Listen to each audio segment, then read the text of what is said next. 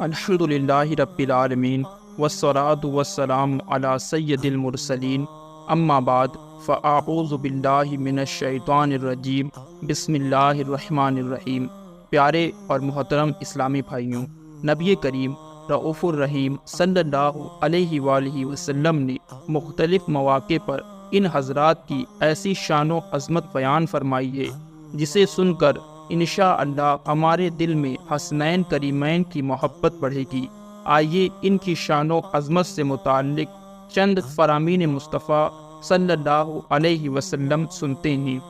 چنانچہ آپ صلی اللہ علیہ وسلم نے ارشاد فرمایا، جس نے ان دونوں سے محبت کی اس نے مجھ سے محبت کی، اور جس نے ان سے دشمنی کی اس نے مجھ سے دشمنی کی۔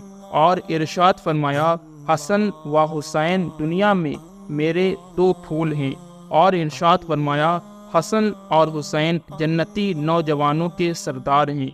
حضرت عبداللہ بن عباس رضی اللہ تعالی عنہما فرماتے ہیں، جب پارہ 25 سورۃ الشورى کی یہ آیت مبارکہ نازل ہوئی، قل لا أسألكم عليه أجرا إلا المودة في القربى۔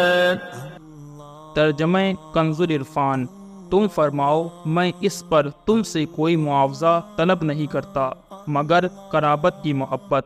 تو صحابہ کرام علیہم رضوان نے عرض کی، یا رسول اللہ صلی اللہ علیہ وسلم، آپ کے وہ کون سے قرابت دار ہیں جن سے محبت کرنا ہم پر واجب ہے؟ تو آپ صلی اللہ علیہ وسلم نے ارشاد فرمایا، علی المرتضیٰ، فاطمۃ الزہرا اور ان کے دونوں بیٹے یعنی حضرت امام حسن و امام حسین رضی اللہ تعالی عنہما۔ پیارے پیارے اسلامی بھائیوں، معلوم ہوا اہل بیت کی محبت واجب و ضروری ہے۔ ہر مسلمان کے نزدیک اپنی جان و مال، عزت و آبرو، ماں باپ اور اولاد سے بھی زیادہ محبوب اہل بیت کرام ہونے چاہیے۔ ان مبارک ہستیوں کی محبت سید عالم صلی اللہ علیہ وآلہ وسلم کی محبت ہے، اور حضور صلی اللہ علیہ وآلہ وسلم کی محبت ایمان کامل کی نشانی ہے۔ چنانچہ نبی رحمت شفیع امت صلی اللہ علیہ وسلم کا فرمان عالی شان ہے، کوئی بندہ مومن کامل نہیں ہو سکتا جب تک کہ مجھے اپنی جان سے بڑھ کر نہ چاہے، اور میری ذات اسے اپنی ذات سے بڑھ کر محبوب نہ ہو، اور میری اولاد اس کو اپنی اولاد سے زیادہ پیاری نہ ہو، اور میرے اہل بیت اسے اپنے گھر والوں سے بڑھ کر محبوب نہ ہو جائیں۔ پیارے اور محترم اسلامی بھائیوں، اہل بیت اطہار کی شان میں اللہ کریم پارہ 22 سورۃ الاحزاب کی آیت نمبر 33 میں ارشاد فرماتا ہے، انما يريد الله ليذهب عنكم الرجس اهل البيت ويطهركم تطهيرا۔ ترجمہ کنز العرفان، اے نبی کے گھر والوں، اللہ تو یہی چاہتا ہے کہ تم سے ہر ناپاکی دور فرما دے اور تمہیں پاک کر کے خوب صاف ستھرا کر دے۔ اکثر مفسرین کرام کی رائے ہے کہ یہ آیت مبارکہ حضرت علی المرتضیٰ، حضرت فاطمہ زہرا، حضرت امام حسن اور حضرت امام حسین رضی اللہ تعالی عنہم اجمعین کے حق میں نازل ہوئی۔ حضرت امام احمد رحمۃ اللہ تعالی علیہ نے حضرت ابو سعید خدری رضی اللہ تعالی عنہ سے روایت کی ہے کہ یہ آیت پنجتن پاک کی شان میں نازل ہوئی۔ پنجتن سے مراد حضور نبی کریم صلی اللہ علیہ وآلہ وسلم، حضرت علی، حضرت فاطمہ، حضرت امام حسن اور حضرت امام حسین رضی اللہ تعالی عنہم ہیں۔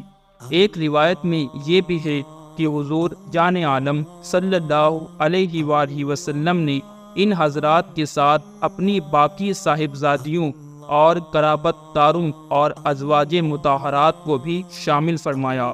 آیت مبارکہ کی تفسیر کرتے ہوئے حضرت امام طبری رحمۃ اللہ تعالی علیہ فرماتے ہیں، یعنی اے آل محمد صلی اللہ علیہ وآلہ وسلم، اللہ کریم چاہتا ہے کہ تم سے بری باتوں کو اور فحش چیزوں کو دور رکھے اور تمہیں گناہوں کی میل کچیل سے پاک و صاف کر دے۔ صدر الافاضل حضرت علامہ مولانا سید مفتی محمد نعیم الدین مراد آبادی رحمۃ اللہ تعالی علیہ فرماتے ہیں، یہ آیت کریمہ اہل بیت کرام کے فضائل کا چشمہ ہے، اور معلوم ہوتا ہے کہ تمام اخلاق دانیہ و احوال مذمومہ یعنی برے اخلاق و احوال سے ان کی تطہیر فرمائی گئی، یعنی انہیں برے اخلاق و احوال سے ان کی تطہیر فرمائی گئی، یعنی انہیں برے اخلاق سے محفوظ رکھا گیا۔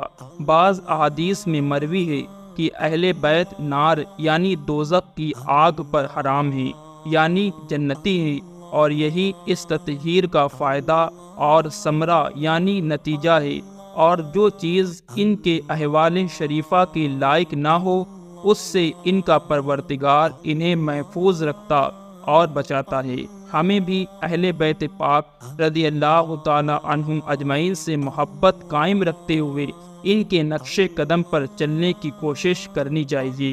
اللہ کریم ان کے صدقے ہمیں بھی گناہوں سے بچنے کی توفیق عطا فرمائے، اور خوب نیکیاں کر کے جنت میں ان نیک ہستیوں کا قرب عطا فرمائے۔ آمین بجاہ النبی الامین صلی اللہ علیہ وسلم۔